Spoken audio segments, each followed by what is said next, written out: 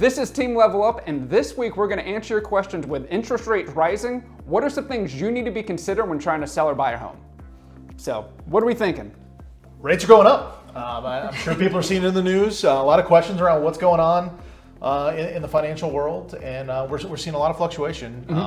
Honestly, probably more rapidly than we ever thought we would expect so far this year.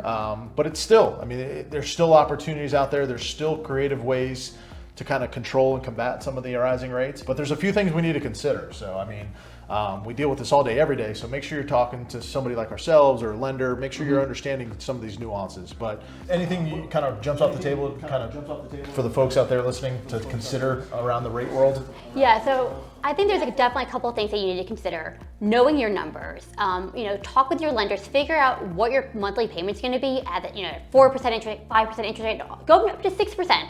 So you can work your numbers backwards. So this way, if you're being quoted at a certain amount, if and when interest rates do continue to rise, you're not freaking out and knowing where your monthly payment's going to change to. And also, if you're looking at new construction, thinking about the timeline of when that's going to close, because if interest rates are at X today, by the time you close in a few months from now, interest rates are going to be at Y.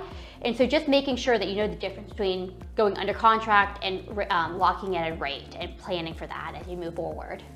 Yeah, real quick on that point, on rate locks, people I think are somewhat familiar with the topic, and maybe not. It kind of gets buried into the whole mortgage process.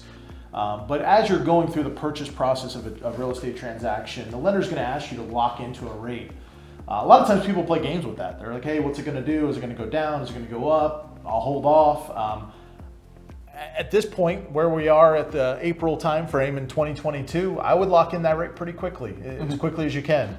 I think the rate is going to probably continue to rise for the foreseeable future. I don't think it's going to get crazy, but it has increased drastically from kind of the start of the year. Make sure you're talking to that lender and understand the timing of that rate lock. A lot of times they're only good for a 60-day period, a 45-day period. I think as the market's pretty volatile in that industry, you're going to see lenders kind of change their timing on that. So just make sure you're educated about what the rate lock entails, how long is it, maybe what the cost is to extend it. God forbid the transaction takes a little bit longer. So just something to be thinking about is that rate lock category. So anything else, guys, that were kind of some topics in the mortgage industry? Yeah, I think maybe another option is talk to your lender about a rate buy down.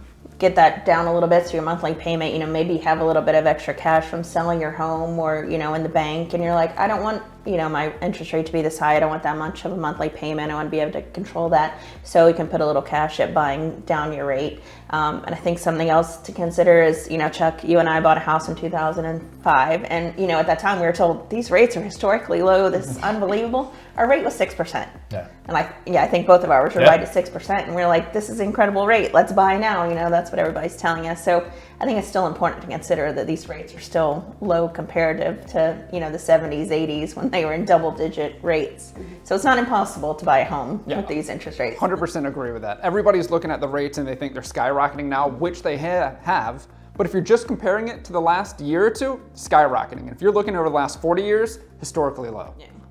It's not bad rates right now if you look in the grand picture of things.